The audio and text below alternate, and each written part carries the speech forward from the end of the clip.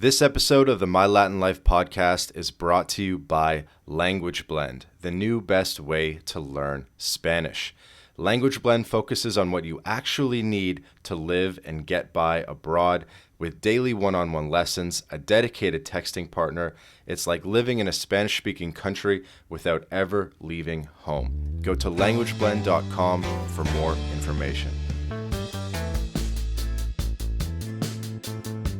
Welcome back to the My Latin Life podcast. Since 2014, My Latin Life has been your trusted guide to traveling and living in Latin America. My guest today is Gaetan from Business on Afrique.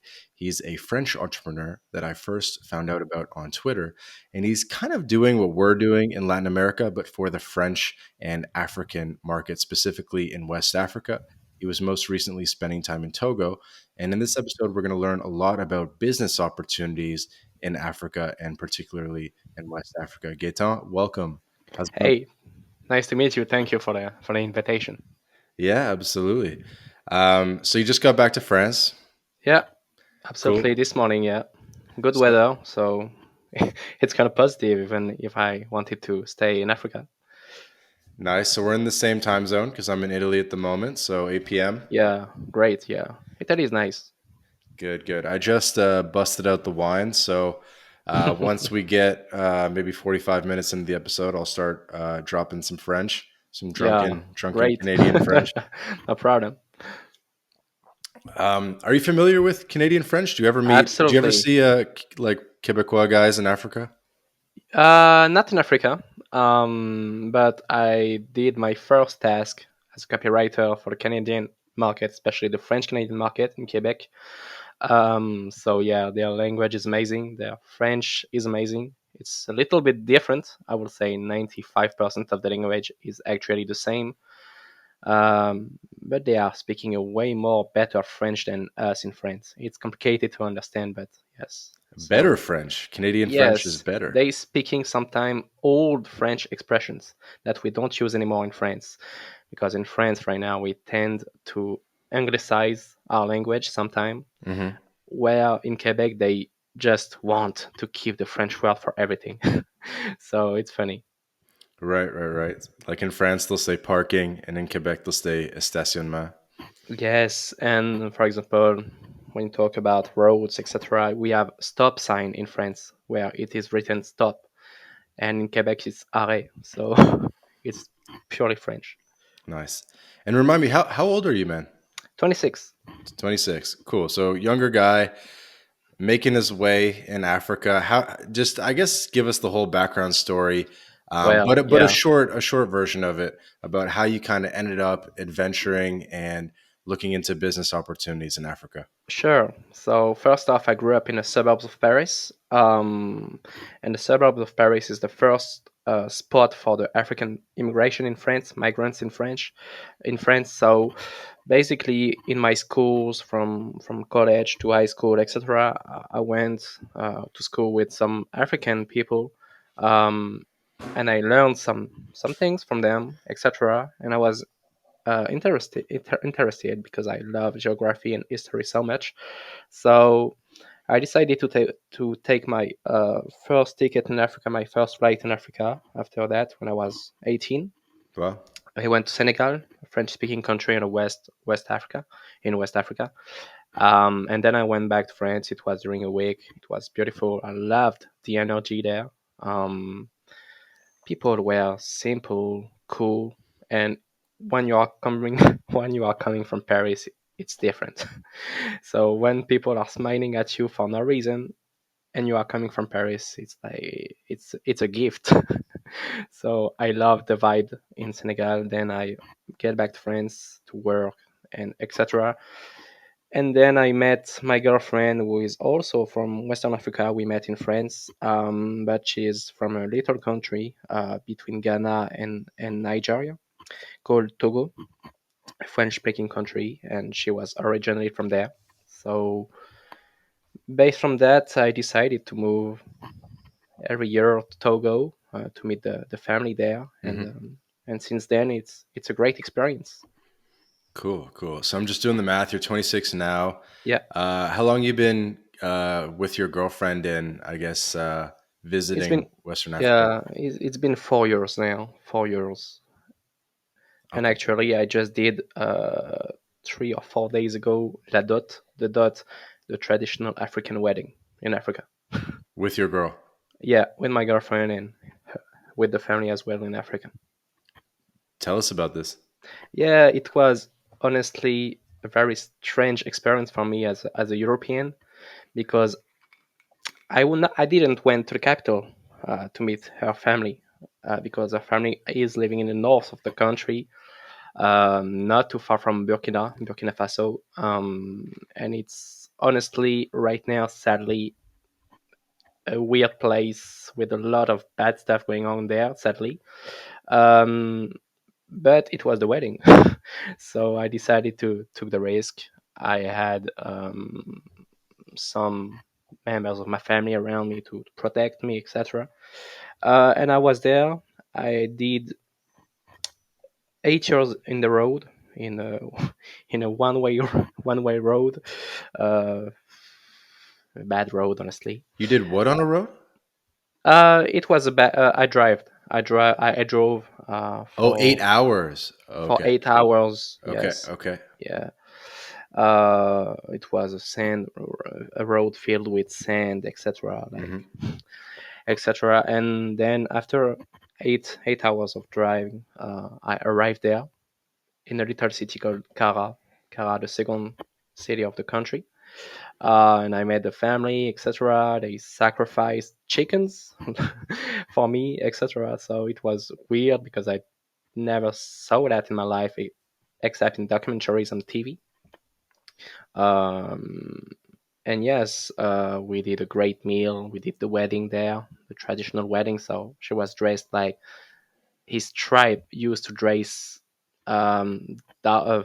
decades ago. Like no, right now, a lot of people in Africa are dressing like Europeans, etc. But sometimes during events, they are Hmm. dressing like their ancestors. Right. So my girlfriend, well, dressed like this. I was dressed like this as well to be accepted, and yes, it was a great experience. And so yesterday, sadly, I went back to Lomé, the capital of Togo, and I just took a flight to France to go back to France because I had to go to the hospital. Okay. Crazy. And Yeah. did any of your family from France come down for the wedding? Sadly, no, because they are working in France and they cannot take holidays for this kind of wedding. But for the French wedding, what we call the traditional wedding in our European point of view, it will be in France, so they will be present in there. But they are not scared anymore of go to Africa, etc. Because a lot of French are thinking that Africa is dangerous to go for tourism, etc. Right now, I think I opened their mindset about this, and honestly, where I went, except in the north of the country where I did the wedding, I never felt any anger against me, any dangerous thing against me, honestly. And I would say Togo in 80% of the country is actually more safe than France, for example. So you won't have any problem there. Honestly, you won't feel any pressure, etc. So yes, a lot of French, even in my family, wants to go visit Africa right now. Hmm. And if you could repeat that, would you just say that parts of Togo are actually more safe than France? I would say 80% of the Togolese territory is more safe than France, because you don't feel any pressure, etc. But sadly, in the extreme north of the country, where there is savanna, so it's the desert, honestly, you can have some terrorism, sadly. So you Hmm. need to totally avoid this area, and it will be good because I believe their army will protect this territory soon. So I pray for that, and yes, I would like to tell to people who want to go there, just avoid the extreme north of the territory in the desert. and then you will be safe in 80 or 90% of the territory. Yeah, yeah, it definitely makes sense. Um, and I guess for people that aren't aware, because we do have a majority American speaking audience, Yeah. or sorry, American audience, and so an English speaking audience, and so they might not know the intricacies of West Africa, and they might be surprised to learn that a large portion of Africa is French speaking. Could you kind of just Absolutely. break down, I guess, at a high level, how many Yeah. countries are French speaking, and just kind of explain that they all kind of maintain cultural and Mm, economic connections with yeah. France and Europe? Yeah. So basically, in Africa, you have 54 countries. From North Africa, uh, you can call that the White Africa and the Black Africa, or the Sub-Saharan Africa as well. You have 54 countries, and in 24 countries they are speaking French, due to the colony, to the past, etc., to the history. And I would like to add also that in Western Africa, it's simple. You have dozens of countries where they are speaking either French or English. Like, for example, my neighbors are the Ghanaians in Ghana, and I recommend you to visit Ghana, honestly, Hmm. because it's totally safe and it's a really developed country in Africa. Accra is beautiful. They are speaking English there. In Nigeria, they are speaking English as well. Hmm.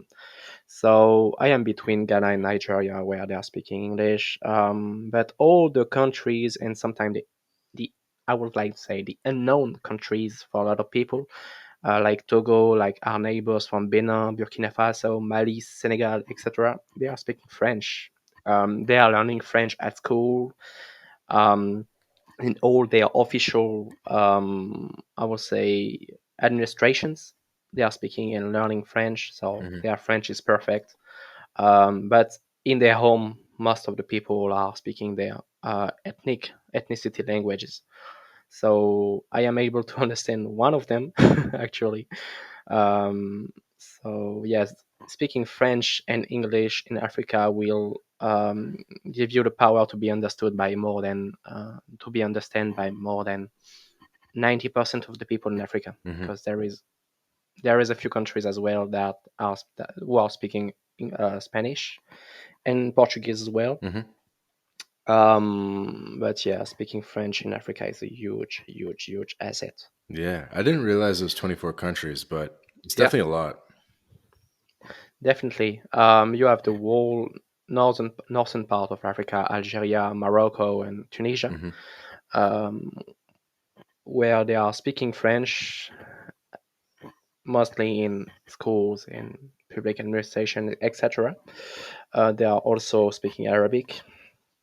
And then you have the sub-Saharan part of Africa, from that goes from Senegal uh, to South Africa, of course. But I would say the French speakers goes from Senegal to Congo, who was a Belgian colony where they are speaking French.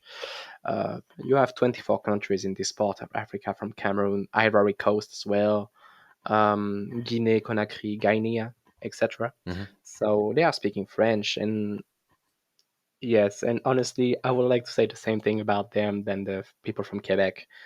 In Africa, trust me, they are speaking a way more better French than in France. So it's complicated to understand, but they are speaking an old French with a lot of beautiful words, and that we don't use anymore in France, especially in Paris or in the big cities. Hmm. Hmm. And I think you said that you've been learning the local African language Yeah, in Togo. yeah, I had to be excited by by my family there. Yeah, so yeah, I am speaking Nauda. Nauda, originally the people from this tribe, so it's my girlfriend tribe, went from Nigeria hundreds of years ago, and they moved to Togo. So in their home and in their towns, they are speaking this language between How do themselves. you spell it? Nauda, Nawda, Nauda. Now that. Okay, cool. Yes. And yeah, I learned these languages. I don't have a great level, but I am able to understand it and to make basic sentences about it. So they are always surprised, especially in little villages and towns, when I when I can answer the question. Yeah, Okay, cool. Cool. I'm kind of trying to look it up, but yeah, it's like the it's a little Lasso people. absolutely Loso. Honestly, it's the wrong name. It's the wrong name for this. Loso is a part of two tribes. You have the Lomba and the Nauda, right? But they are during the colony. A German guy went there to discover different ethnicity in Africa, etc., especially these tribes, and he thought that Nauda and Lamba were part of the same tribe, but we discovered years ago after that it was totally different, and their language and culture was different. So Loso is the term that you can find on Wikipedia, for example. Um, but when you are saying to them you are Loso, they are understanding this term. But if you are familiar with them, they will say no, it's the colon name, but it's not the same tribe. Loso is part of two tribe, and we are just one. Nauda. Cool, cool. Hey guys, quick break from the episode to tell you about Bitrefill. Bitrefill allows you to shop online and in person without banks, converting your crypto directly into merchant balance. We're talking gift cards to Nike, Amazon, Apple, Airbnb, Hotels.com, and many more, all paid for with crypto. Bitrefill offers more than 10,000 gift card options in 180 countries, including the USA, Canada, all across Latin America, including Brazil, Colombia, Mexico, Argentina, El Salvador, and many more. You can also apply the code MyLatinLife at checkout to get 10% back on your first purchase. Go to bitrefill.com for more information. And so I noticed that on Twitter that you don't just talk about Togo. You really try to talk about uh, the West African region as a whole. Um, Absolutely. Yes. could you tell us a little bit more about that? I guess you've probably traveled extensively in the region, Yeah, and I guess there's economic ties within this region. absolutely. Because honestly, if you want to see the best part of West Africa, you must visit the French-speaking countries there, but also the English-speaking countries. That's what I spoke about Ghana a minute ago, because Ghana is this is our neighbors, and there you can feel really a difference between Togo and Ghana. Ghana is more big in terms of territory. In terms of the territory, it's more big. You have more great hospitals there. You have more great things there. In general, in West Africa, the English-speaking countries are way more developed than the French ones. They are way more open-minded about business Really, than the French I didn't one. know that because Yeah, Abidjan and Cote d'Ivoire is pretty developed. Ivory Coast. Yes, Ivory Coast is actually, I would say, it is the first more developed French-speaking country in Africa. Ivory Coast. Okay. Yes, and you have Senegal, I would say, in the second place Hmm. with Dakar. But Togo, Benin, Guinea-Conakry, Burkina, Mali, it's it needs to be developed. For example, I will speak. I will be honest. If my Togolese family has health issues, they will prefer to do 8 hours of driving to go to Accra in Ghana to go to the hospital than to go in the hospital in Togo. Sadly, um, because even themselves, they will say yes, Nigeria, Ghana, or any English-speaking country is more developed. They have way more better hospitals, schools, universities, and things like this. Yes, so this part of Africa, yes, I went to Benin, our neighbor, as well. I went to Benin, I went to Senegal, and I went to Ivory Coast. And in Ivory Coast, especially in Abidjan, the capital, not the capital, I would say the Biggest city. Yeah, yeah, the biggest city.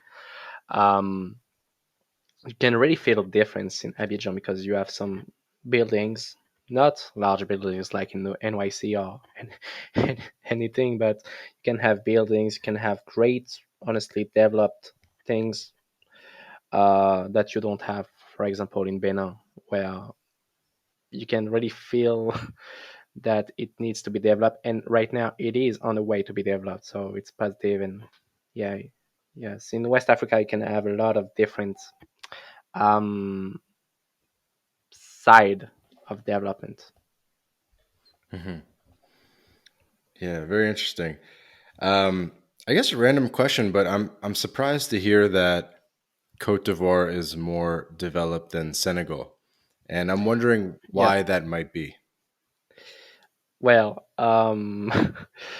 honestly, Ghana, the neighbor of Ivory Coast, Cote d'Ivoire, um, was called during the colony the Gold Coast, and Ivory Coast is la Cote d'Ivoire, Ivory Coast, Hmm. etc. And this region, Ghana and Cote d'Ivoire, Ivory Coast, were full of resources, especially gold. But for example, they are making a lot of chocolate in Cote d'Ivoire, Mm. coffee, coffee as well. Yes, in Senegal it's different. You have Dakar, the It's dry great though. city. Yeah, It's, it's dry it's like as a well. It's desert. dry as well. Yes, Yeah. you have the desert. For example, in Senegal you have the sea part, the ocean part. Sorry, and then on the real land when you go on your way to Mali, it's complicated there. Honestly, it's complicated because the weather is it's very hot. It's the deserts, the Saharas. It's not far from Sahara, so you can have 40 degrees, 45 degrees sometimes. So it's Celsius degrees, and yeah, it's complicated, especially in the lands when you are going back to the lands and not on the side of the ocean. Dakar is it's a great city actually. I like to recommend this city for for my French community on Twitter who wants to travel for the first time in Africa. Hmm. I like to recommend this city and Abidjan as well in Ivory Coast. I like to say that these two cities are the most tourism friendly Hmm. cities in French speaking country in the French speaking countries in Do Africa. you guys need a visa, the French people, for to visit Cote d'Ivoire and some of these African countries? Because I've looked Um, into it a little bit, and yeah, I noticed that I needed a visa to visit a lot of these countries. Sometimes it was visa on arrival; it wasn't too bad, but it was yeah, still some extra steps. yeah. So, for example, in Togo, in last September, they had a visa for the French. Before, you just need your passport. You were able to go there without any problem. But in last September, they had a new visa, an e-visa. So it's a visa that you can pay for, I would say, 50 Canadian bucks. And yeah, it's around 38 euros. Mhm. And you can go there for a month, three Is months. it on arrival, like in the airport, or you have to do it beforehand? No, on the internet Yeah, before yeah, going yeah. to the It's like airport. you have to book your flight and then Yeah, submit your flight info, and yeah, you then have to go to the government website, yeah. and that's it. It's an online visa. Uh, but since September in Togo, you are only authorized to go to Togo if you are doing it as a French. But Ivory Coast and Senegal and so right now, honestly, we have French-speaking countries due to politics where it's kind of complicated as a French to go there with an online visa. But when you are going to the country, honestly, with the people, you don't have any pressure or problem, nothing. It's just politics. So Togo was decided to put a visa. Mali and Burkina Faso decided to put a visa. Ivory Coast and Senegal are still free, visa free for the French. Mhm. Yes, but this part of Africa is moving right now. So yeah, Cool. Have you been to they Mali? yeah. I went at the border, honestly, at the Senegalese border. But honestly, Mali, it's Damn, hot. Mali It's too Senegal border. What the hell were you doing there? buying lands. I was Buying buying lands. land. Yeah, I was in Tambacounda, Senegalese city. Um, Okay. not far from the border. Yep. Big city. It's a big city actually. Yep.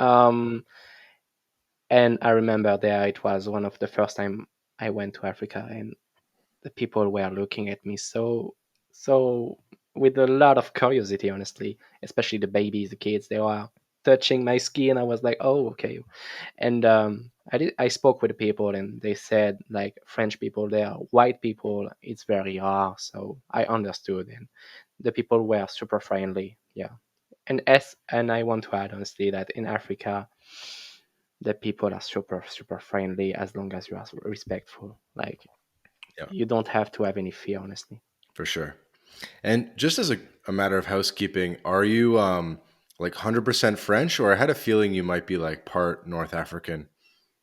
No, honestly, I don't know the my father origins. But it looks very Mediterranean.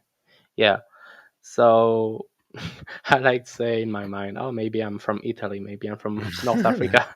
Yeah, Italy is it's classy, so I like to say, oh, Italy, maybe. Yeah, but no. And my mother was Belgian, but I they decided they met in Paris, and we grew up in Paris. So I consider myself as 100% French, and of course I look Mediterranean. So I don't know from which part. Um, but I speak with my hands like an Italian or North African. So, All right. yeah, Well, we'll have to get you a DNA test at some point, yeah, and sure, yes, we'll come back to this land purchase because we definitely want to dive into that. I think that's one of the things most yeah, people are most interested in this episode, and I actually want to just drill down on that big time in terms of the business, the buying yeah, land, the financing opportunities, things like that. I had one or two more housekeeping questions before we got there.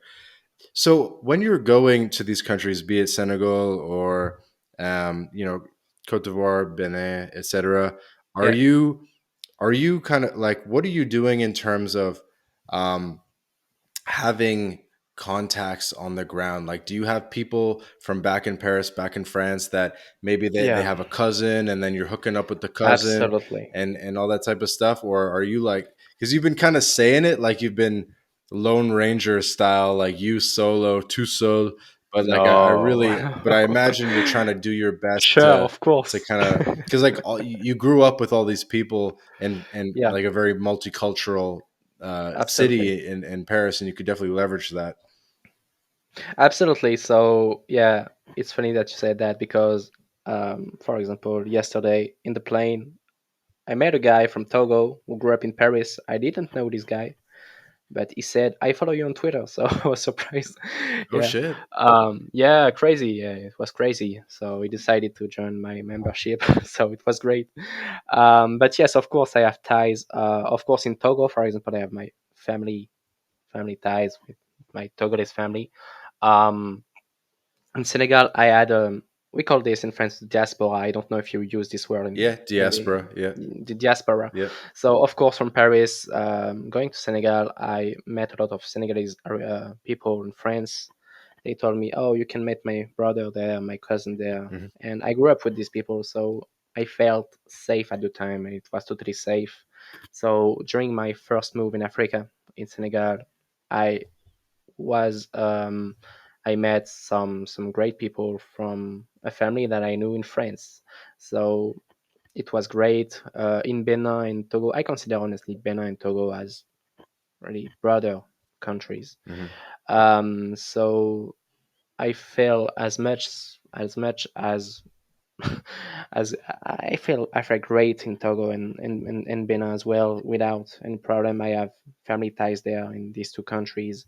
In Cameroon, of course, in Cameroon, I have a lot of ties from the diaspora in Paris who told me you can go there. You have my father there. You have etc. So yes, I am not alone, especially in the countryside, because even if I feel safe, I just like to be surrounded by locals, of course. So yeah, when I went to these different countries, I was always surrounded by ties from the diaspora that I had in France. Okay, cool, cool. So you went to Cameroon. Have you been to Congo? Not yet, not yet, not yet. The Republic of Congo, was a French colony, I didn't went, and my dream, one of my dreams, is to go to the old Belgian colony, the Democratic Republic of Congo, the Yep. large part of the Congo, Kinshasa. um, absolutely Kinshasa, Lubumbashi, etc. And yeah, I want to go there because I just Okay. love their food. And I just kind of wanted to mentally get a picture. So I'm assuming no Rwanda, no Central African Republic, no Chad. I'm guessing no Niger. I'm No, guessing. no, no, no. Honestly, right now, if you want to go to Africa as an accidental guy from Europe or North America, I suggest you to avoid the Saharan, the Sahara, the desert, the Hmm. Sahel Sahara countries um, for different reasons. Of course, for your safety as well, and because these countries right now are not safe. Honestly, you have a lot of tough weather. Honestly, it's 40, 45 degrees, etc. And government is changing sometime there. So right now, so it's complicated. But the countries in Africa where they have, I would say, an ocean part are totally safe. Are totally safe. Okay. Yeah, Yeah. and it's great because the weather is not that much tough near the ocean, so Cool. Cool. it Cool. can help. Okay. So you've just been holding it down in West Africa.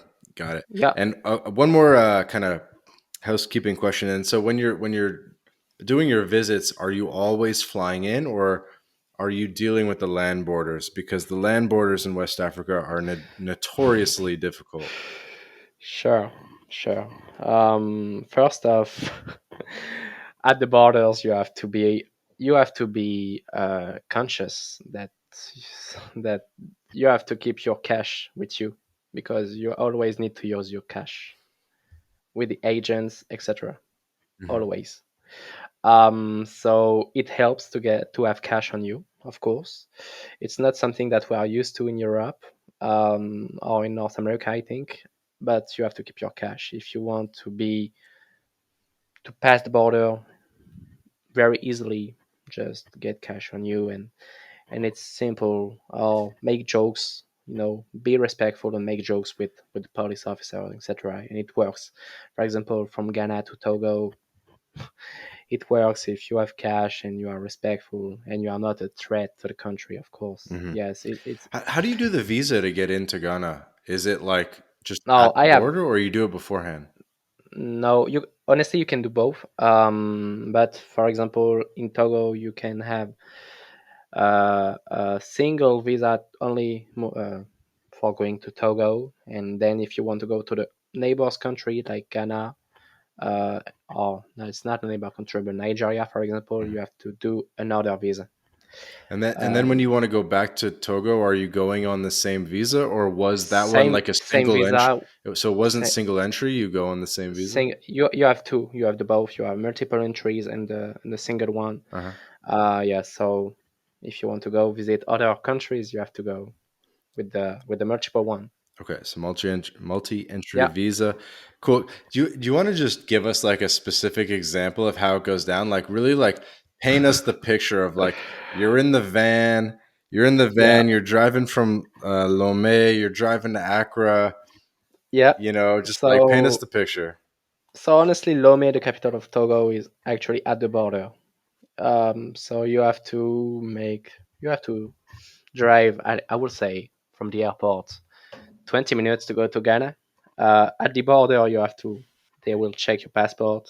They will talk to you, make jokes with you, make special sentences like, "Do you have something for us? Do you have a gift for us?"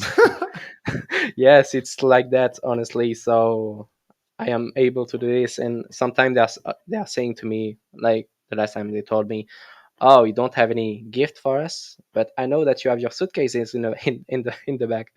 I was like, oh my god, yeah. So take this cash and that's it. So most of the time it's like this. So yes, they are cool people. Honestly, they as long as you are not a threat, they are cool. They just know that a lot of Europeans going there are paying them to be, and it's more easy, honestly, to pay them because they're. And how much are we paying? Like, what are we talking? I would say it can goes from 2000 CFA, so around I would say €3 or €4, uh, to 5,000. I would say it's not that much, but Talking like it five, just $7 yeah, to cross the yeah, border a little bit yeah. But easier. sometime, yeah, absolutely, absolutely. Okay. And it's not only at the border; it's everywhere when you meet policemen, police It's like officer. Yeah, $5 per guy, but there's like five guys. absolutely. And sometime in one day you can meet, yeah, five police officer. Yeah, so it's a thing that can tire you can be tired of this, honestly. But honestly, right now in Togo, they are pretty cool, honestly, as long as you're respectful. You just have to accept their mindset and their Right. culture. Yeah, My understanding, and I'm actually kind of warming up for an Africa trip myself, which is why I'm kind yeah. of partly asking this stuff. I would suggest you Ghana, Accra, especially. Yeah, yeah, I have a buddy in Accra actually. Yeah, But it's like they just pull you over for no reason at all, absolutely. and It's then it's just absolutely and then they just keep messing with you until you pay them. one interesting thing is that when I am with local people, they are much cool. I would say they can let you without any tip, you know, but you have to let the locals speak. But if you are alone as an accidental, no, they want they want their money. Mhm. Do you ever like pay for tour guides as well, or not a tour guide, but like a Yeah, day? I don't know, just like a local guy on the ground, just be like, "Yo, $20 a day, make my yeah, life easier." yes. One of my friends from Togo is actually a tour guy. He is able to go to Nigeria, Benin, Togo, and Ghana. Um, he's actually a TEDx speaker. He did a podcast there. Um, and yes, I did it one time for the first time in Togo Hmm. with my girlfriend because she grew up in Togo, and then after 18 years old there, she decided to go to the university in France. Then we met, and then she spent a few years without going there. So we decided to hire this guy for a week. And yeah, it was great, honestly. The tour guy are showing you the greatest spots to go to discover, etc. And of course, it's actually a mental safety because it will not put you in some bad places, for example. Cool, cool. Switching gears a bit, are you Yes. familiar with Mark Zola? Oh, Mark Zola. Oh no, no, I don't know. You're laughing. Do you? You know Mark Zola? No, no. Okay, okay. Mark Zolo is another guy. He's on Twitter as well, and Okay, he wrote a couple books about his adventures in Africa. Um, so pretty well. It's an Irish. He's an Irish guy that's pretty okay. well traveled in the region, and was pretty famous for doing a bunch of overland travel in Africa. And so I thought maybe you might have known about him just No, because. no. I will follow him. Yeah, yeah, yeah. Just type in Mark Zolo, Zolo. Okay. Yeah. Um, very well versed in Africa, and I feel like Gaetan, that you actually got a little bit of inspiration maybe from myself and how I do things, and Absolutely. And maybe also it's from you. funny. It's funny that in your introduction you said, "I am doing the same job as you, but in Africa." Because honestly, that's what I was thinking since 2 or 3 months. Honestly, I was saying, "Oh, but this guy, it's like if you are seeing the world map, you guys from Northam are just moving to the south." Yep. Well, so we did the same with Europe, and how south is Africa. So Yeah. yeah, absolutely. So it makes sense. Yeah. Yeah. That's exactly it. Because people ask me, they say, who is the My Latin Life of Asia? Who's the My Latin Life of Africa? Who's the guy for Central Asia? And that's kind of partly why I wanted to have you on because I'm rooting for you, I'm cheering for you. I want to see you grow into maybe the Africa guy, Yeah. and just hear more about your story Sure. and just kind of connect that way. And I think it's a good angle, even in the way that you do your tweets. Sometimes I can kind of tell that there's like an inspiration there, where it's like like low Absolutely. cost of living. Here's the food, blah blah blah. Yeah. I tend to create business content about Africa, and Yeah, sometimes it's only about tourism, just because there are people who are just interested in going to Africa for tourism. So I am thinking about this city, type of type of food that you can have there, type of rent, etc. Yeah. So basically, I am totally free on Twitter. So I don't have any business plan on Twitter. Actually, I'm just free. I just write what I think, and that's it. No, no, I like it because you're really like showing photos on the ground and Yeah. kind of how it is. And there's Yeah. really just not enough of that. Like I've seen a little bit of like Instagram reels. Like there's this one guy. I don't know if you know his name, but I did see this one American guy that I think married like a Nigerian girl or something, and Okay. he's been kind of traveling around the African continent and being like, showing the markets and stuff Yeah. recently, who's like really big. I wish I knew his name. Um, but yeah, you see a bit of it, but obviously it's like severely under documented in general, Africa. Mm, And so that's why, like, the more that you can just document it, um, you're going to be one of the first people to ever document things in a lot of ways. sure. And honestly, on the French market, it surprised me that we don't have any guy in Africa on Twitter. Like it surprised me. Right. I think you have a bit of like a good Yeah, I have a semi boulevard. I have a semi boulevard in front of you me. have a boulevard and you have a semi outsider's perspective because I feel like maybe a guy who's actually has roots in Western Africa might not Yeah, want to do it because he might think it's like a little cheesy, if you know the word cheesy. absolutely. Yeah, yeah, And so he might be like he might feel embarrassed to do it, but for you it's like it's more of like an investigation and like a process of learning, and so it's like a different yeah, perspective. absolutely. And I have two points of view right now. I have the African one and the European one. And Africa helped me a lot in my life, in my mindset, etc. Because right now I feel comfortable anywhere in France. Where years ago I was only, um, I was, talking about the government, etc. I was a French. I just was a French, and right now Africa. When I saw different places there, and I saw that the people didn't had a lot, but were able to smile and to be relaxed. I was like, oh wow, amazing. And I try to put this mindset even when I am in Europe, actually in my country in France. Um, More and I just like to positivity. say to the friends, yeah, they are very positive there in Africa. They are very cool, happy. They can do parties for anything. Yeah, so they are dancing for no reason. Just love this vibe, and I just tend to put that in France. But we also have our French mindset.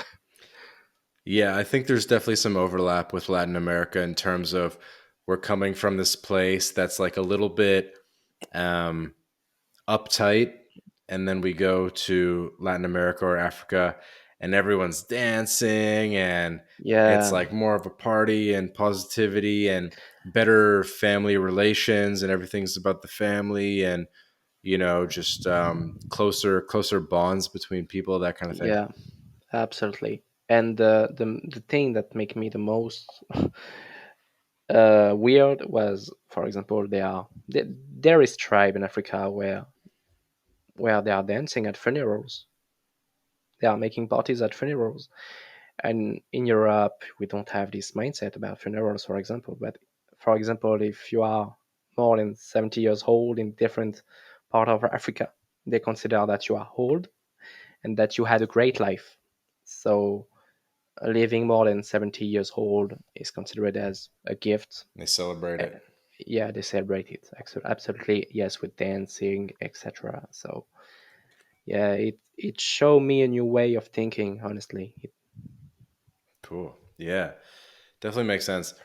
Um, I wanted to just come back to Mark Zillow just to say that I was having dinner with him just the other day, and he yeah, said that he's been to Lomé, and he said that yeah. Lomé was one of his favorite cities in Africa, just in terms of Mm. all around, whether it be the party or the infrastructure. He said it was actually like legit a great city. Yeah, and there is even for tourism there is very nice and luxurious hotels. Um, it's a city that needs to party. Honestly, during during nights, you won't feel alone there during nights because there is clubs everywhere. There is African music, European music, US musics. Yeah, and the vibe of the people there is very positive and peaceful. Yeah, yeah. Dude, I personally I love Coupe de Cali music. Oh, Coupe de Cali. Okay, right. Yeah, Yeah, which I guess is from Congo, but I think they listen yeah, to it kind of absolutely. everywhere in West Africa. Yeah, absolutely. And there is a famous group in Africa called from Côte d'Ivoire called Magic System. Oh yeah, yeah, I know Magic Do you know? System. Yeah. And there is a song Premier Gaou, First Gaou, Premier Gaou, who I is might know known it, but I don't know when across it's got the Africa African words. I don't really know. because even if the song is in French, they are totally dancing to this song everywhere in Africa, even in Kenya, on the English in the English speaking countries, etc. And there is a lot of songs in Africa who are famous in the whole continent. So yeah, Dude, I love Coupe de Cali. And if anyone's listening yeah, and they're like, what the hell are these guys talking about? yeah. I wouldn't Coupe de Cali, yeah. say it's like the equivalent of reggaeton in Latin America, but it's similar in the sense of being like sort of high energy party music. And Absolutely. when you listen to it,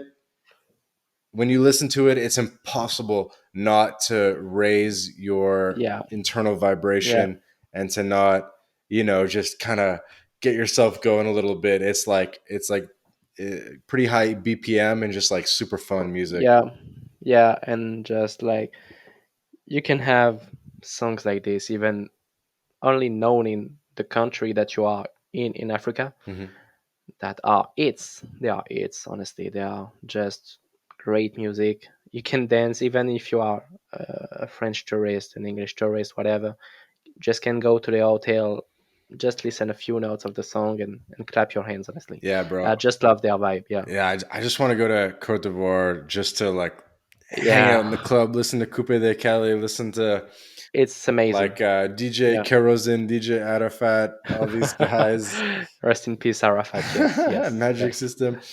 Yeah, yeah. He is a legend. DJ Arafat was a legend from Ivory Coast. Sadly, he passed away 2 or 3 years ago due to a motorcycle accident in Oh. Ivory Coast. Hmm. But he's a legend, and he's a living legend, even if he is dead right now, sadly. But yes, he revolutionized the music in Cote d'Ivoire and in the French-speaking country And of Africa. I think it's really through the music that I realized how close of a connection all of Sure. West Africa and French speaking Africa has, because in the songs they would shout out the names of cities in different countries all over the region, right? Like they'll be Right. like Kinshasa, Yes, of course. Yaoundé. Yeah, of course. And even if you are listening to the French actual modern music like rap, for example, most of the famous artists have roots in Africa. They are from Congo, Hmm. Cameroon, etc. And they are always putting in their lyrics some cities from there. Right, That's why and even they'll though say cities even from the country they're not from. absolutely Africa is Africa. It's like as a French, I would not say Brussels, Berlin, or Right, London or right. You'd be whatever. like, bro, t'es pas belge. Sure, of course, yes. Je ne suis pas belge. Yes, but they just want to represent this continent. And yes, I just love their vibe, whether it's rap or African music, etc., pop music. There, it's famous. And even Nigeria, I would say Nigeria also has some great artists, Oh, of course. like P Square, and Ghana as well, P Square, etc. WizKid. Yes, of course, they have a huge vibe there, and Nigeria has its own vibe, different from the other. Yeah, and I believe in the potential of Nigeria in term of music, etc. Yeah, big time. Yeah, Because everyone likes the vibe. It's definitely growing. It's like the next wave. yeah, absolutely. And sometimes you have, yeah, you just feel nervous, etc. You just are listening to these songs, and then you feel cool, you feel happy, you feel peaceful. Yeah, it gives you a smile. Yeah, dude, the music is so funny for anyone listening. Well, we're gonna switch it up and talk about business, Yeah, but like it'd be so funny. It's like most of the song will be like in Lingala, which is like yeah, the, I guess, language of Congo, if I'm not yeah. mistaken.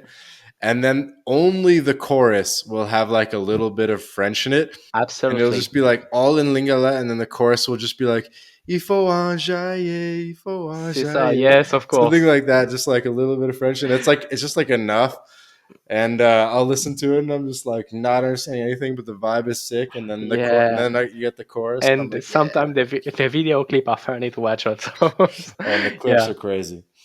yeah, Oh yeah, yeah. Okay, let's switch gears because we're already somehow 50 minutes into this, and yeah. let's talk about business.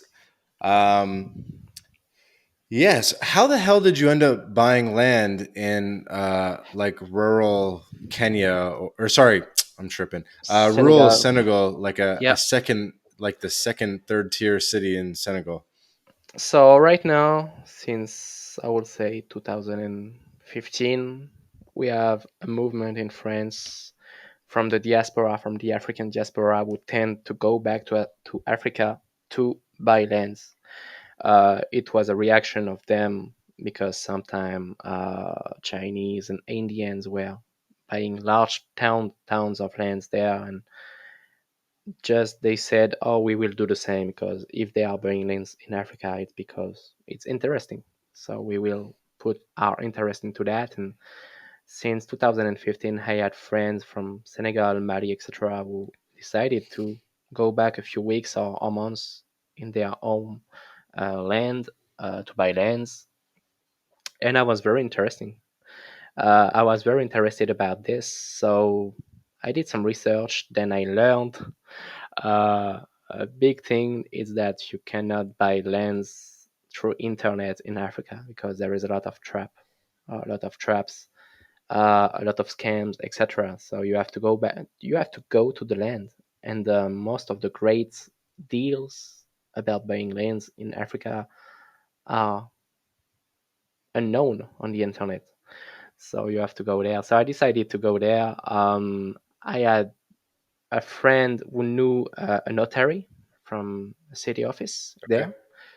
there. And it was, I remember, my first land there was costed me 800 euros.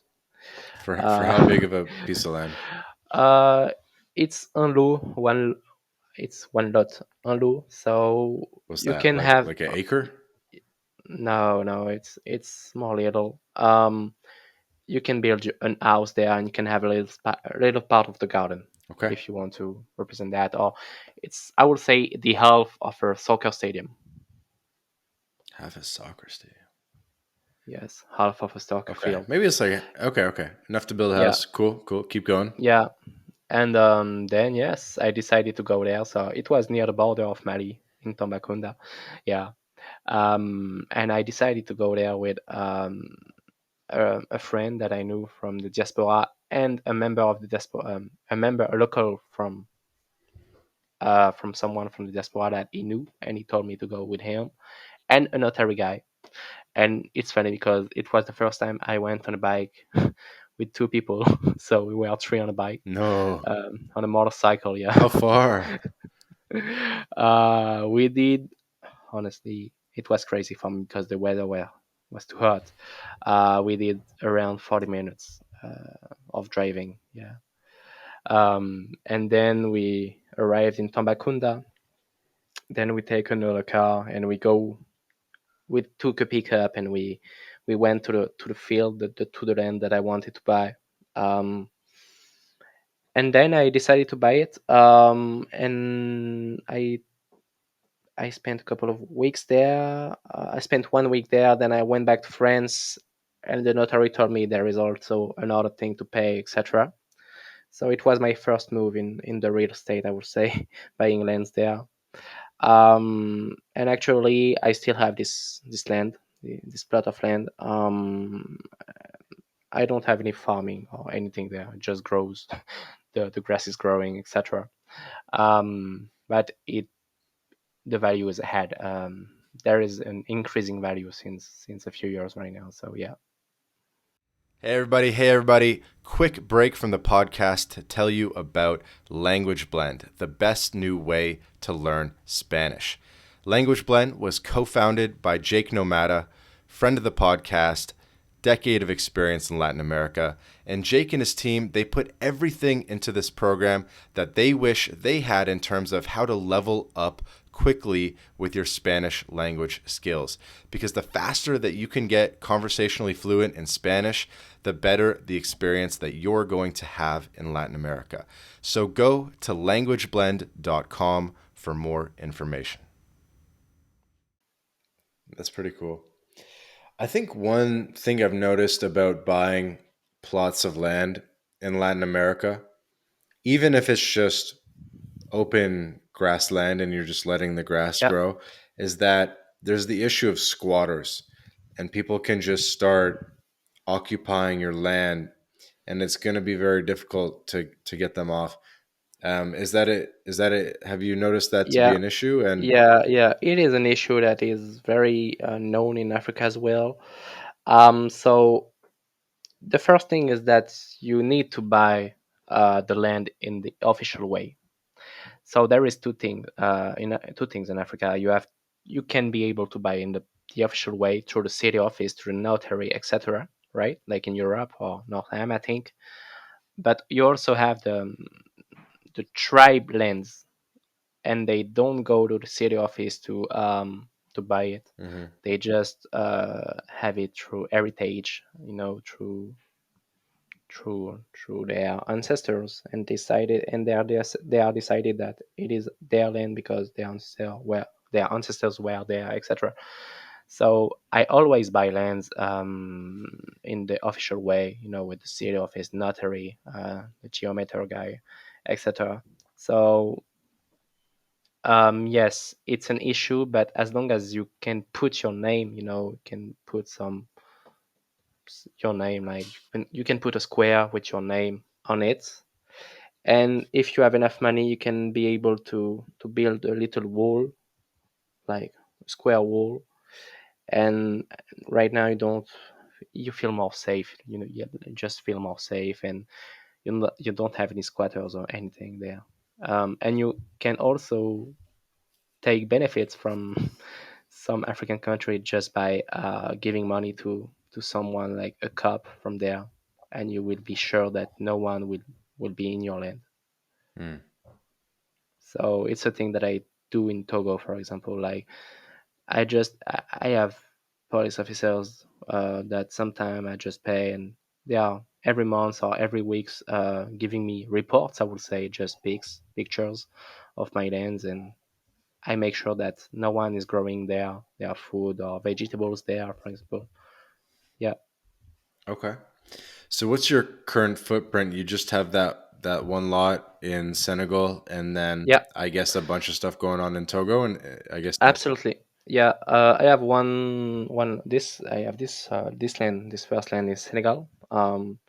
And it's been years that I didn't see it.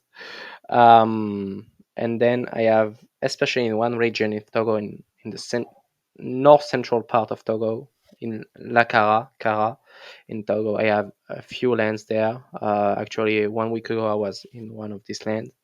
Um so this land, my project was to build a villa. So I will do this. I have some great workers there, and yes, it's especially yes in Togo, and I have this first land in Senegal. Got it.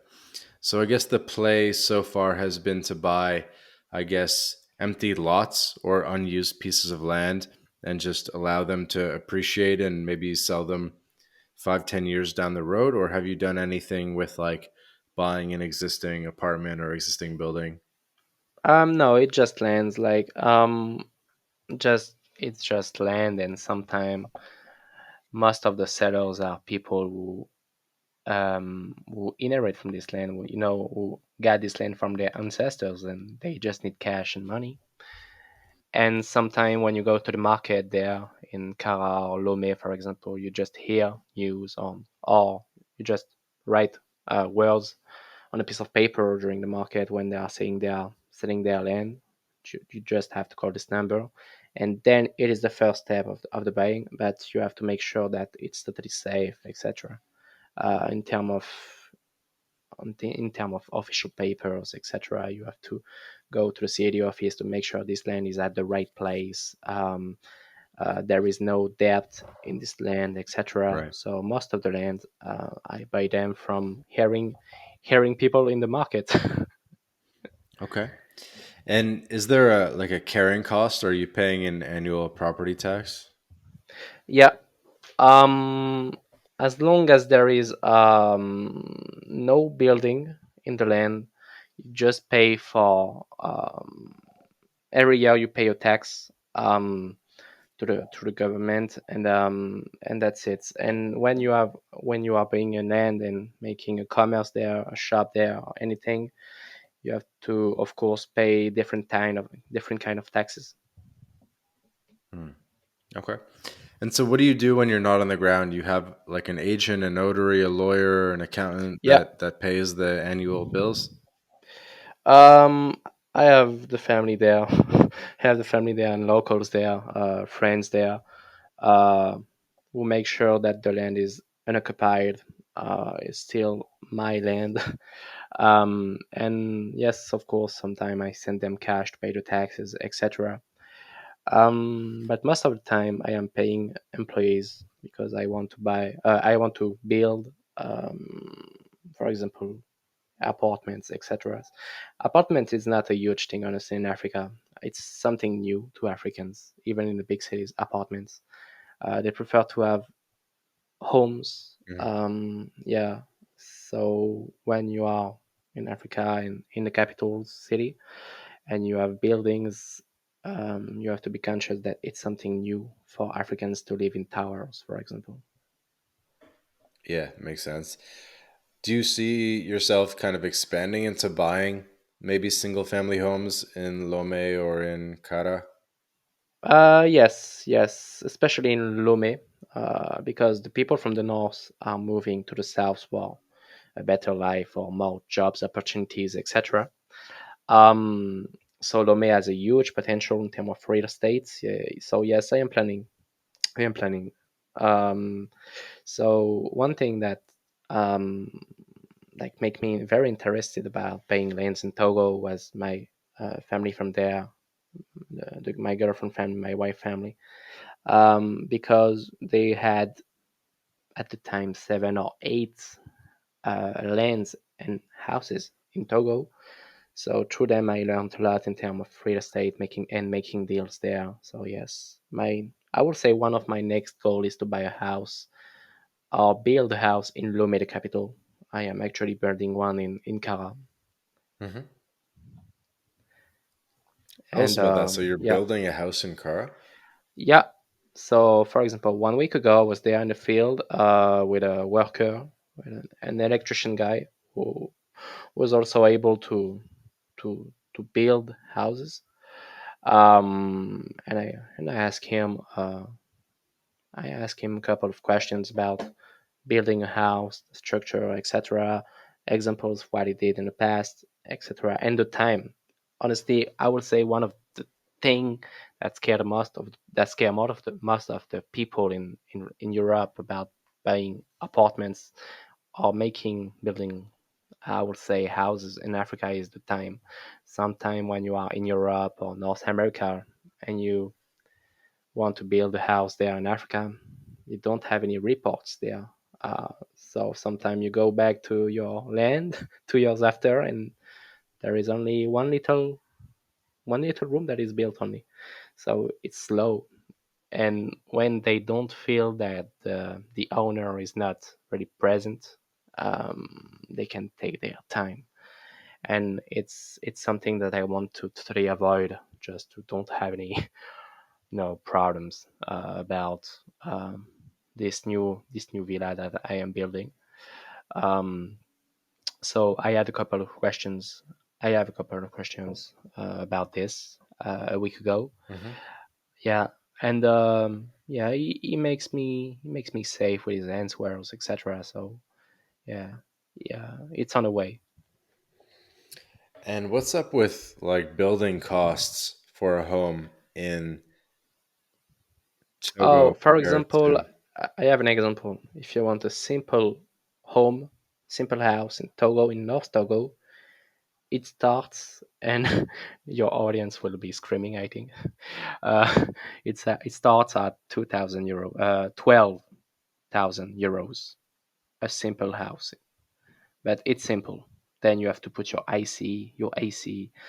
You have to put more rooms, bedrooms if you want, etc. But a one bedroom house in North Togo will start. The price will start at 12,000 euros. Yeah. So, and then if you want a better house, a more large house, from 20 to 30,000 euros, you can have something nice. And then around 100,000 euros, you can have a pretty cool villa with a swimming pool if you want. Um, yeah, with the AC and the optical fiber and a very great speed, high speed internet if you want. Um, yeah, in Africa, if you have money, you can do anything, honestly. Definitely makes sense. And so I guess maybe you're maybe developing that for your own family or something, or are you Yeah, looking to do it specifically to rent out? And if it's the latter, yeah, are you looking into maybe buying, building houses specifically to rent out and get a bit of cash flow? yeah, it can be a strategy as well. But this villa that I want to build is, I will say, it will be my property, and I want to live there, just to work from there. I would like to work on my computer with a nice view of of the desert, just yeah. So this one will be my property, and I don't have any plans to for now to build houses to rent them. Hmm. Just keep in mind that in Africa all the rents are paid in cash money. Hmm. So you have to be present there, or you have to be, or you need to have someone Property manager. absolutely there, who is very serious. So it's also something that you have to keep in mind. Yeah. What are rents looking like in Lomé in terms of, I guess, renting a whole house or maybe an apartment? Like how much are Um, the locals paying? the locals, it will be little shorter in term of the rent. It goes from, I would say in euros or US dollars. I would say from 80 US dollars to 200 US dollars for locals. Okay. But if you are a rich locals, or from the diaspora, or you have a European salary or Northam salary, you can have villa renting. You can rent a villa from 800 euros to 2,000 euros, for example. But it's a manor, like it's really a manor. Like, yeah, it's you can have some luxurious things there, and the locals sadly for now don't have the the opportunity to live in this kind of thing. So they are renting houses from 80 to 200 euros per month. Okay. And do you see an opportunity in some sort of cash flowing real estate business in Togo? Yes, especially in Lomé, the capital. Yes, the city is growing. The city is growing. The population from the north is coming in masses to the south. The population is growing. The companies from the Asian companies and the European companies there are constantly growing as well. Lomé is becoming, I would say, an entrepreneur city, honestly. So, and entrepreneurship is something new in Africa for a lot of African people, especially in the French-speaking countries, where they used to tend to be workers, for example, simple workers. Right now, they want to invest, create, etc.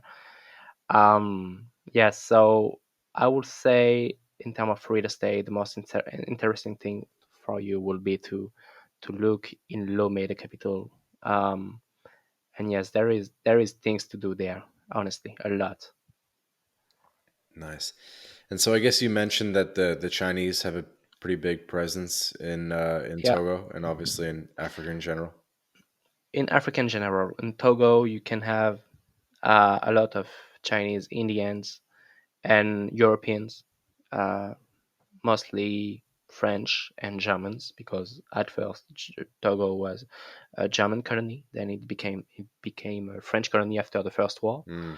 Um, and yes, you can have a lot of French, Germans, and Indians and Chinese. China has a huge presence in Africa. Um, Very specific presence. For example, in Guinea, they are there for bauxite, special minerals, special resource. In Congo, in Kinshasa, around Kinshasa, they are there for different kind of resources. Not here to. They are not here by accident. They know what they are doing, and they just invest and take profit of it. So yeah, Yeah. My understanding was that they're really expanding into other areas of the economy. Maybe this is in different countries where, they're starting to own electronic stores yeah, and supermarkets and stuff. yeah. In Togo, for example, someone important in Togo, a Togolese woman, started to build supermarkets. So it's called Le Champion, the champion.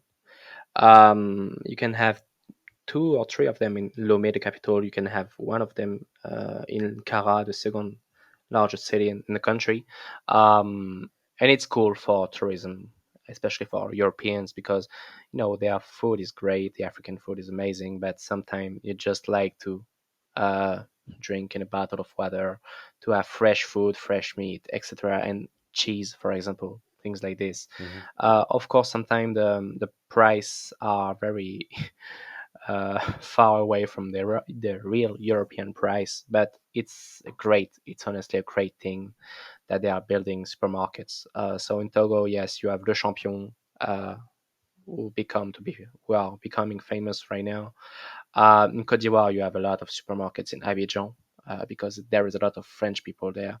And in the English-speaking country, I know that in Nigeria, in Ghana, and in Kenya as well, there is a lot of supermarket, and it is growing. It is growing, and for tourism and even for locals, for rich locals, it's interesting. Interesting. Yeah, cool. This all sounds great. Do you think is financing available at all from either French banks or from local African banks if you're looking to Yeah. reinvest in cash flow properties or Well, things like, or I don't know, different types of businesses? yes. If you are from Europe or North America, it will be easier for you. Honestly, it's a fact. It will be easier for you because they think that you have more um, you are more able to be serious Hmm. sometime. And for example, in the French speaking country, in Africa, you have French banks. You have French banks, and you have also local banks, Togolese banks for Togo, for example. I know that if I want to have credit for building a house or anything, it's easy for me. I just have to go there, have a meeting with the bankman, and that's it, the banker, and that's it. Uh, and I know that sometime a Togolese with the same salary maybe won't have the same opportunity in the banks. So yeah, it's easier for Occidentals to have credit for houses, um, in term of in term of real estate there in Africa. Okay. And one more time. So where are they going for the financing? Is it African banks or is it French banks? You can go to African banks, major African banks. Like there is a bank. I won't say his name. I don't know if I can say it, but that that is known in the whole West African French-speaking countries in Africa, in a few countries, and they are totally open-minded about Occidentals going there. building homes, and they just are able to finance your credits. And how do they do that if you don't have local income in the country?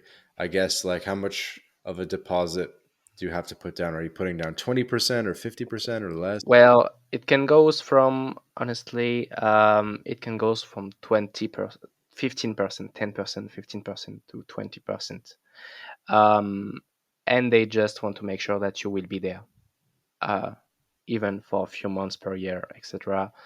Or they want to make sure that you have an interest in the country and in your project, that Hmm. you just don't want to build a house and then never go back. Yeah, but in Africa there is the law, the official laws, and there is people. When you speak with a banker, he can find, he can solve problems. So everything is negotiable, you know. Yeah, makes sense. Okay, that's pretty cool. And speaking of being there a couple months a year, and at this point, do you have any residency status in Togo, or is that something that you're looking into, becoming maybe a permanent resident? Well, I have the passport, Togolese passport. Oh, So really? yeah. Honestly, I will have it. It's on the way. It's on the way. I did the traditional wedding there, but in their law, they are considered the traditional wedding dot as official wedding, like us in the church or in the city office. Yep. So I know I met a guy a few days ago who told me that I am able to receive my Togolese passport, so I will receive it. So, guys, if you want Togolese passport, you can marry a Togolese woman, um, and also you can honestly in the law it's actually 12 years of staying there to get your passport, Togolese passport, right? But actually, it is negotiable. If you had a value to the country, etc., it is really negotiable. And I read a month ago that they are honestly want they want to bring tourism there and entrepreneurs there, so they are changing the law actually right now to reduce it. So from 12 years of residency to go to acquire the nationality, it will go from what I read to 5 or 6 years. So it will be something very interesting. Hmm. Yeah. That's cool. I did not know that. Damn, bro, hook me up. Hook me up. Yeah, Introduce of me course. to. I know the right ones. And have you looked to doing anything with Senegal and maybe getting like a residency there? No, it was really a tourism trip. Then I buy a land by, I would say, by opportunity, and yes, sadly, Matt, right now I won't. Right now, I won't recommend Senegal for, sadly, for especially Dakar for a couple of months for political reasons. Sadly, because I won't say much, but yes, for the couple of months it will be tough for Senegalese people, sadly, because their elections are pretty soon, and yes, we don't know what will happen. No, that's still cool, Yeah, dude. The Togo passport thing. My God, that's because here's the yeah, thing is, and you should really highlight this more on your Twitter and the YouTube that you're building out. And by the way, we'll link it all up in the show notes. But the sure, residency and the passport options I think are very interesting because you yeah, have 54 countries in Africa. A bunch of them actually are also territorial tax systems, which means yeah, that like legally they could potentially be a decent tax residency for a lot of people, yes, especially Europeans. I couldn't give you the list, but I think it's maybe like Namibia, and I really forget. But right, a bunch of them are, and so it really could work for a lot of people. And just in terms of like cool plan Bs, that's a little bit out there, but for the real residency collectors, they would definitely be interested in reading about this stuff. sure, sure. And it's moving right now. It's moving, and I won't be surprised that a few more countries in Africa will have an easy program about residency Hmm. in a few years. Cool. How do you call like comment on dit quelqu'un de Togo? Togolais? Togolais, Okay. and for the woman, Togolaise. Togolaise. Okay. Cool, Yes. cool, cool. Very cool, man. So we've been going about 80 minutes now. Yeah. We definitely bounced around a bit. Is there anything that you think we should cover? Is there something that you really wanted to make sure that we touched upon in this conversation? Um, yeah, just know that be conscious that the population in Africa in each country is growing.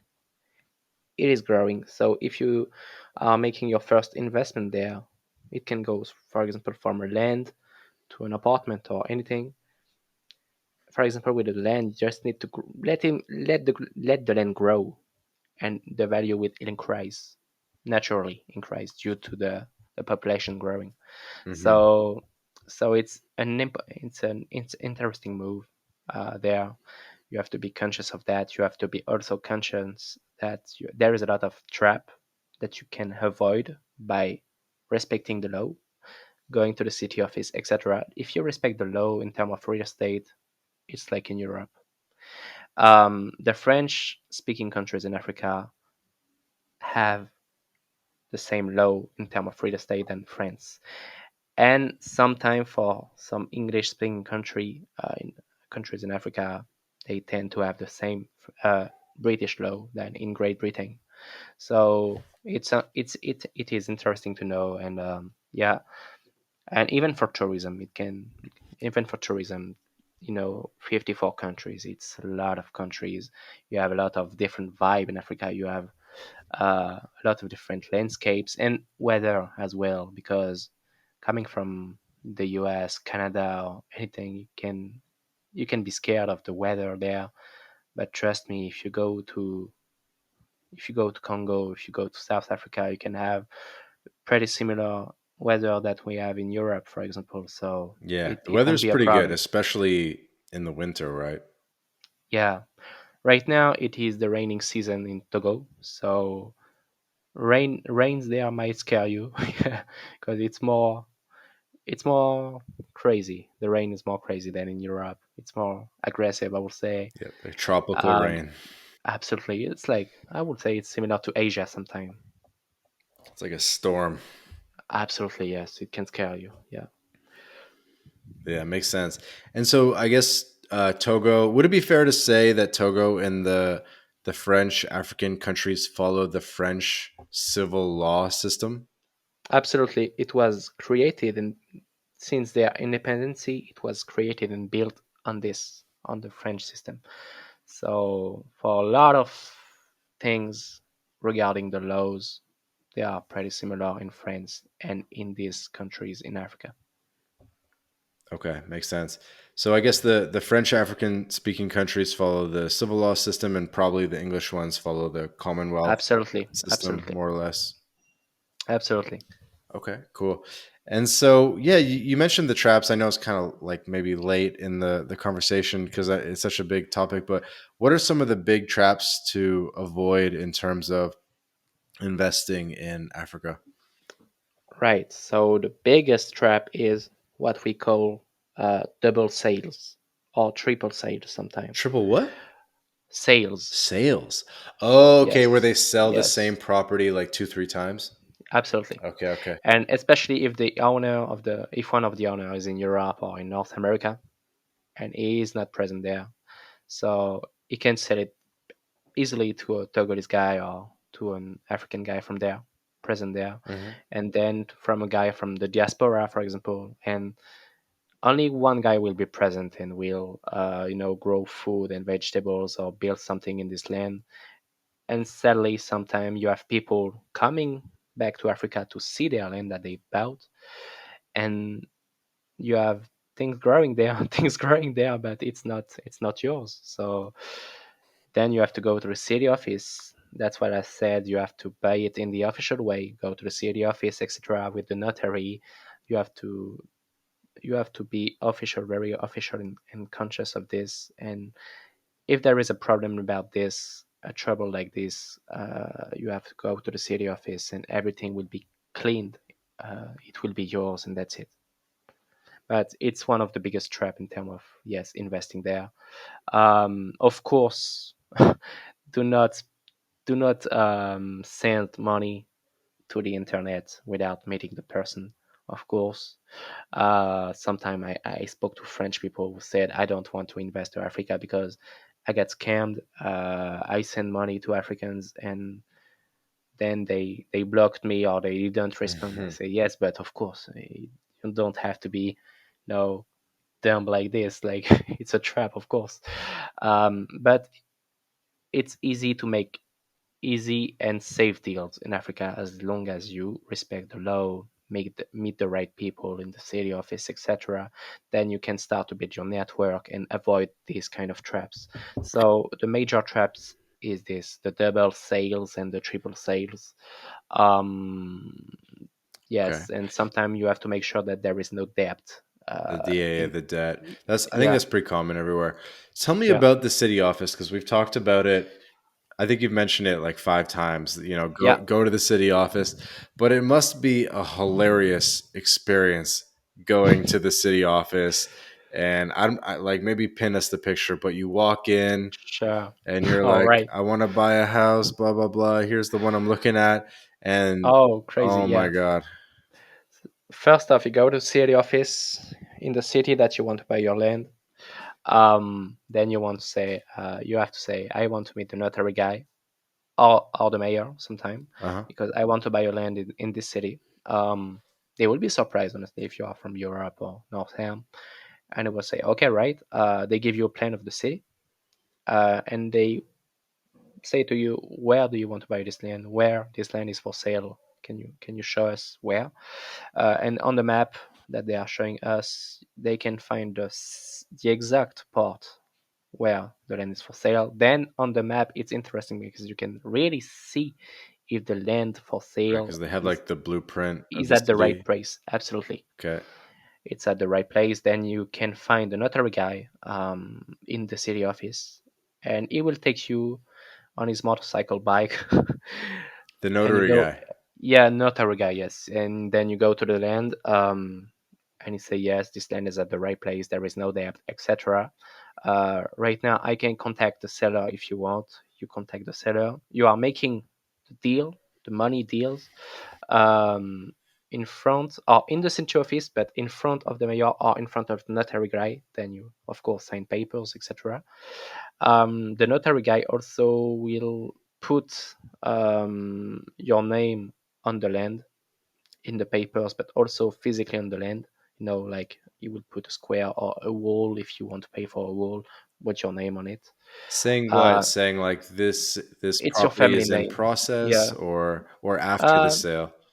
Actually, it's yes. You can say it's it is sold, but mostly it's just they are putting your family name on it. After or during. Yes, absolutely. Is it during or Um, after that they do that? after when Okay, when so you it's just like you have paid, vendu. etc. Okay. Yes, vendu Okay. with your family name of it, Okay. and that's it. Yes, so you have to make sure that this notary guy is from a city office because sometimes there is some independent notary guy uh, who are not really professional. Um, then I don't know the English word for it, but the geometer guy, The what? geometry, the man from in the city office, who can make who can show you on the plans on the map where the land is, etc. Is Okay, yeah, working yeah. side by side with the notary guy. Um, Yeah, and oh man, I wish I knew the word. People listening will know, but it's like yeah. the surveyor. Okay. So this guy can work side by side with the notary guy from the city office, and his help is precious. So yes, then you can honestly, if you buy a land in a little city in Africa, the mayor can invite you to a party. Honestly, it happens to me one time. Hmm.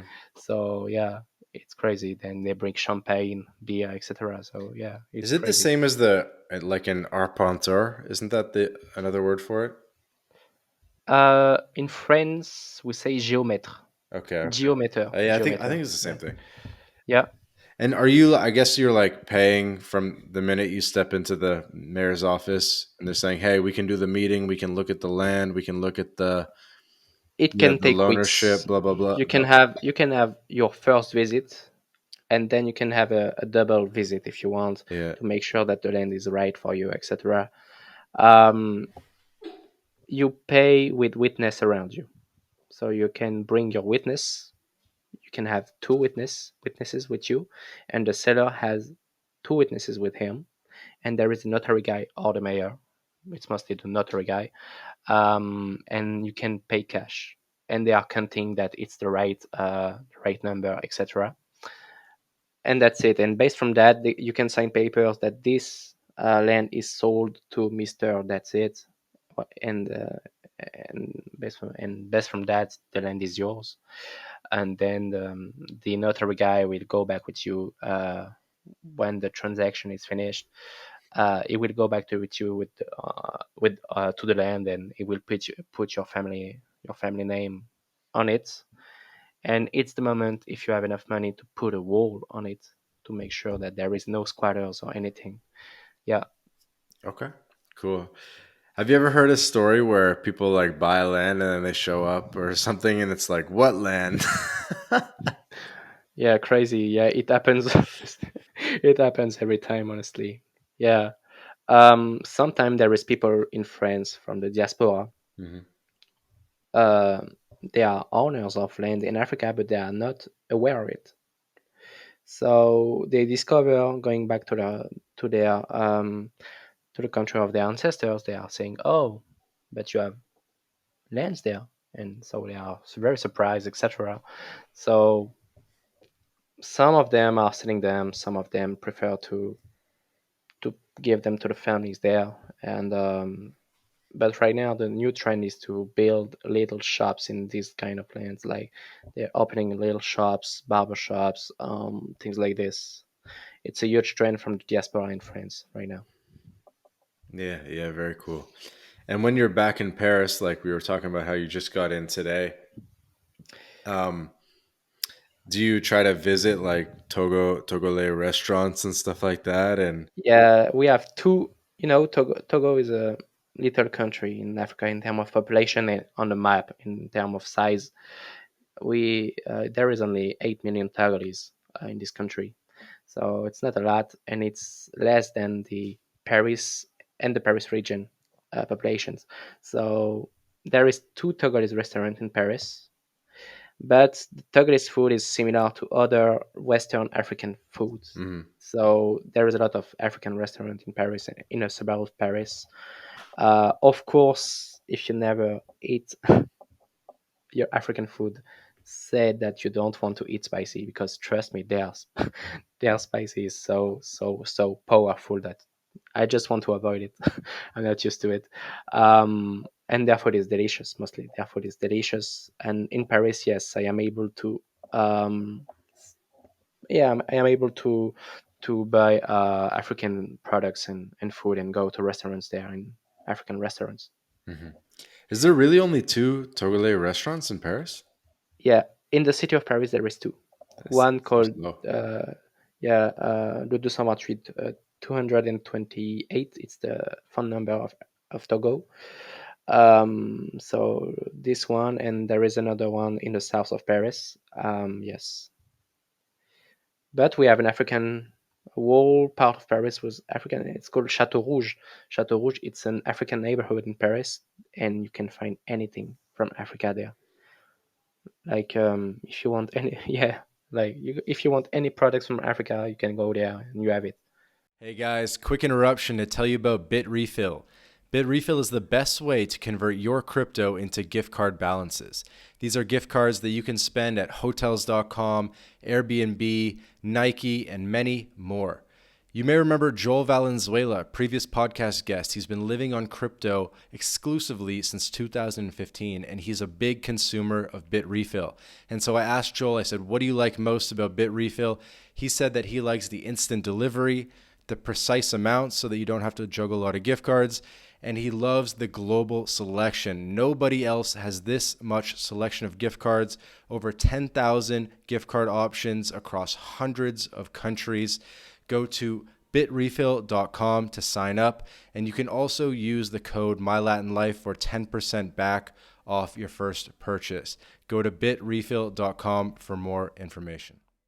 Yeah. Man, I should have asked this way earlier in the episode to get some engagement, but I guess we'll kind of end off the episode with this. What are some of your favorite aspects of being in Africa? Like what feels different? What makes you feel alive? Like what do you really, really enjoy about Africa?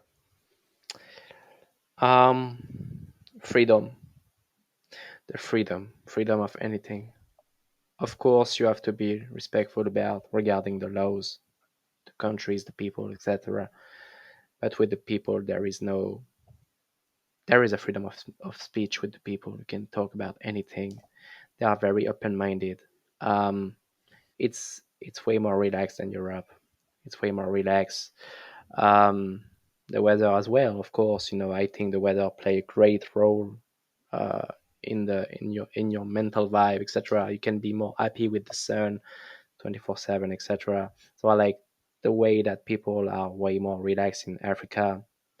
The freedom, because honestly, if I want to drive my pickup and go to the countryside in Africa and just hiking or just fishing extra, I am able to do it. Yeah, Africa, like it's honestly it's not another continent, it's another world, honestly. It's hard to describe. It's easy to say Yeah. freedom and the weather, but it really doesn't describe it. You know what I mean? I have the same Mm, trouble with Latin America and really kind of capturing the essence, and I bet it's similar in that sense. yes, and I would say, so honestly, the most important thing there are the people. The people, when you know them, they want to know about you. Like, really, are you good? Are you okay? Do you need anything? And so sometimes these people don't have a lot of things, honestly, in their life, but they are taking care of you. Like, they are really interested about you.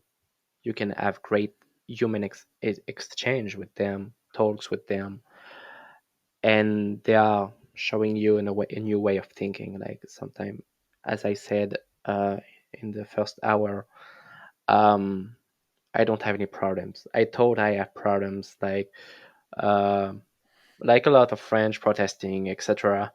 In France. But speaking with Africans and seeing the life in Africa, I said to myself, no, I won't complain ever in my whole life right now, Mm. because these people changed my point of view and my way of thinking about life. Like, I know that, for example, just having a car is is a gift. Like, or just having a house and food, it's a gift. It's a powerful, luxurious gift. And yes, it's relaxed and people are very philosophical. Mm. Yeah. What makes you and this is another thing I kind of want to capture the essence of. What makes you not feel free in France where you feel that freedom when you're in Africa? Well, speaking with the people in France, when you are speaking with the people, you don't want to say something that will make him bad. Like, um, in Africa, you can talk about anything with the people, really anything, and it won't be hurt. It won't be hurt because you can talk about anything. And in France, you don't want to be the bad guy in a conversation, or sometime if you talk about business, for example, in France, if you talk about money, deeply about money, it is bad seen. It is seen as something bad to talk about money. In Africa, you can talk about money. You can talk about anything, and yeah, it's more, people are more free in their mindset. Like, even if they are not thinking the same way as you. They are respecting you. You are respecting them, and you can make great talks with them and learn from them. In France, you just want to just don't want to talk about certain things with the people, like business, for example, because in France, like if you are making 5,000 euros per month, for example, a lot of people will say, "Oh, you're a liar," or you're stealing money, etc. Yeah. So yeah, I think sometimes we are in a cell in our mind in France, because of the media, etc. Um, and in Africa, you don't have this. You know, you can talk about anything, and people have a deep way, um, of thinking. They know about life for sure. They know about hard life. They can give you precious talks. Just just if you talk 2 or 3 minutes with them, they can have a precious philosophical message for you. Mhm. Yeah, Definitely a very different relationship with money. yeah, absolutely. Yes, in France, it's it's one thing that I that I escape with France, honestly. Because yes, talking about business and making, even honestly, France is hell for entrepreneurs. Uh, because it is a very taxed country. It's mostly, if you count all the taxes that we have, it's it's more than 80% of taxes. And if you're a millionaire, it's really something more. Like yeah, so yeah, that's why our biggest entrepreneurs are not living in France, or they are moving to Switzerland, Luxembourg, or anywhere in the world where they are more respected. Um, Yes, so in Africa, and in Africa as well, there is something interesting, is that you can feel by being there the opportunity around you. You can be aware that you can build this new shop there. You can open this new swimming pool or anything. You feel like you can do anything in Africa. It's in your hand, honestly. Hmm. And in Europe, there is too much low taxes, etc., especially in France. So yes, sadly in Paris, the vibe of the people in their mindset, they are not really happy. We are the most people who take Antidepressants or something. yeah, Yeah. antidepressant, of course. Yes, Yeah. yes, in the world, I think. Yeah. So yes, Yeah, that's I just crazy. want to say to the French, honestly, if you want to change your mindset, go to Africa. Just even a week, it will change your mindset. Yeah, it makes sense. Yeah, I mean, I was just in Malta and I was hanging out with a whole big Mm. group of French entrepreneurs. Actually, Yeah. I have a buddy that's Swiss, and all his buddies are French, and they're all like crypto guys. Mm. Yeah. Um, and it was a good squad, and it was like 20 of them really, and they were all entrepreneurs working online, and it just makes sense. Like, if you're an entrepreneur and you're French, like you got to get the hell out of there. Absolutely. Absolutely. And yeah, absolutely. Sometime people, entrepreneurs, decide to stay in France. But it's really a minority. It's really a minority because, of course, there is things in Africa from France that I miss a lot, like food, Mm. French food, cheese. But when sometime in Africa I put the TV on and I saw the French TV channel, I say, oh, I know why I left France. Because yes, they are protesting, etc. Yeah, they are protesting, taking antidepressants, etc. Yes, so it's really, we are not really aware of it when you are in France. Um, but when you are going to other places, you feel like the people are way more peaceful in their mindsets. So yeah, France is hell for entrepreneurs. Even if your friends, even with your friends, you cannot talk about money. Um, that's why I respect the English mentality. Oh, it's weird that I say that as a French, but the English and the American mentality about business, because they are really open-minded about money. They can talk about money with you very frankly, and I respect that. Because the average French salary is actually quite low, right? Yeah, it's around 1,500 euros per month. That's insane. How do they live on that? They protest. they they survive and then they protest, and then it's a cycle. But really, in France, in our mindset, we think that we can have the power and a better life by listening and by listening to the government. They just want Macron to do some better things for us. And I I decided to think by myself and create my life by myself instead of uh, waiting for the government to help me. Because it will, and for a lot of French, they are waiting the government, and sometimes they are talking bad about the government, etc. And they are totally right now. Um, but yes, their life is a prison, honestly, in their mindset, and they are not aware of it. Like, for example, when you are a plumber, like you are a plumber guy in France, you are making 1,500 euros per month. Plumber. Okay, yeah. Yes, and you know that maybe in America and the US, a plumber is making three, four, 5,000 per month, maybe. Maybe 10,000. Right? Oh my God! Wow, you feel depressed when you are aware of it. You feel depressed, like you are working a lot, etc. Um, you have a lot of taxes, and you cannot sometimes buy a house as a plumber guy, because you don't have enough credit at banks, etc. So it's really a cycle of depression in France. I think Paris is beautiful, but Paris is also very dirty, and yeah, it's. I think Paris, you have the Eiffel Tower, then you have the rest. Honestly, yes, sadly, I grew up there. Um, I just, yeah, Paris. Avoid Paris. Honestly, if you want to visit France, avoid Paris. Go to the countryside. Hmm. Go to Normandy, to the south. Yeah, and avoid talking about money. And if you want to have a French friend, criticize the government, and it will be your friend. So this mindset is not really the best one to grow as an entrepreneur. Yeah.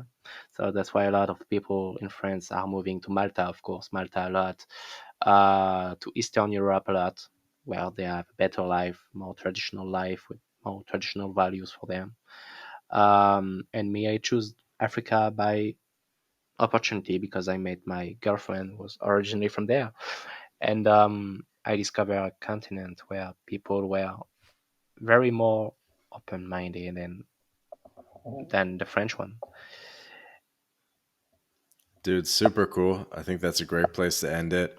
I think it Yeah, very much parallels the experience that we have in Canada and the United States in a lot of ways, and I'm sure people are resonating with it a little bit. So, thank you for Gaetan for taking the time de rien, de rien. Merci. to take the time to share us the French and the African perspective, because I think it really has a lot of parallels with the North American versus Latin American perspective. And yeah, man, let's definitely keep in touch, keep supporting each other. Right. And I really want to keep watching what you're doing in terms of growing your presence online, because I enjoy learning about it as well.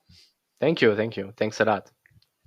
Cool, man. So why don't you take this time and just tell the audience where you'd like to direct them? Tell them about, tell them your Twitter handle, tell them about your Yeah. YouTube channel, everything you So, got going on. so I have my Twitter account, Gaetan Bizafrique. Gaetan Bizafrique. Maybe you can add it in the comments Yep. of the video. I have my new YouTube channel also. It's in French, but I think I will create content in English as well. Gaetan Business Afrique. It's my new YouTube channel, and I have my private community on Discord when where we are making deals and businesses in Africa. Um, so yes, it's on the link of my Twitter bio. So yes, you can follow me on these social medias. Sick, man. Yeah, of course, we're going to link everything up. I would say, yeah, definitely do a little bilingual if you can. I think that'll be good. Yeah, yeah, and I think, yeah, I think the American audience and Canadian audience will be very interested as well. So yeah. Yeah, for sure. Cool, man, dude. Thank you for coming on and telling us all about your experience. It was definitely cool to catch up, and the fact that we got to kind of record it and make a podcast out of it, all the better. Um, yeah, I guess let's leave it at that. This has been another episode of the My Latin Life podcast. Again, this episode has been with Gaetan from Business en Afrique, Business in Africa. Merci, mon gars. Thank you so much for joining Merci us. beaucoup, merci à toi. Prends soin de toi. Take care. Bye.